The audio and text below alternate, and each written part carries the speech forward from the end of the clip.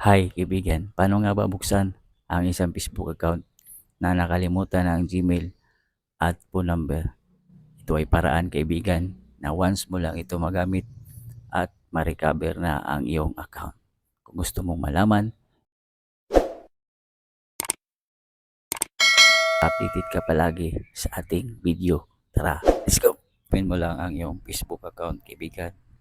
Mahalagang malalaman mo ito kaibigan hanggang unahan hanggang dulo para magawa mong ma-recover ang iyong Facebook account. Tap mo lang itong tatlong line sa ibabaw ng iyong Facebook. Tap ang icon settings at itap ang account center.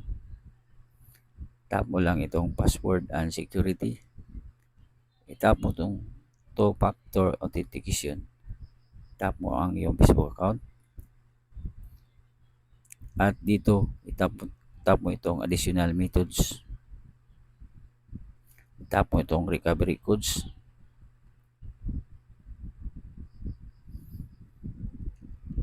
At ito na nga ang recovery codes na sinasabi ko kaibigan, na once hindi mo ma-access ang iyong Facebook account kasi nawawala ang kalimutan nating Gmail o nawawala ang ating phone number, ito ang gamitin mo na recovery codes na para ma-open ang iyong Facebook account. Ang sabi pa dito, you can use its recovery code one time. Pwede natin gamitin ito one time lang. At sabi dito, save your recovery code in safe place. Ilagay natin sa safety nga lugar ang ating recovery code. Pwede nating isulat sa notebook at ilagay natin sa ating wallet.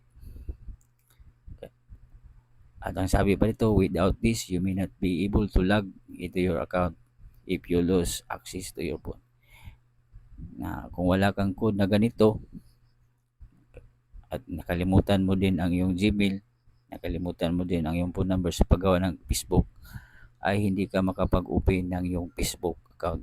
Ganito kahalaga ang recovery codes ni Facebook kaibigan. Kahit na-hack ang iyong account, basta may recovery codes ka, ma-open ang iyong Facebook account. Huwag kalimutang i-share sa iba kaibigan para makatulong. Tandaan, ang kalaman ay kayamanan. God bless sa lahat.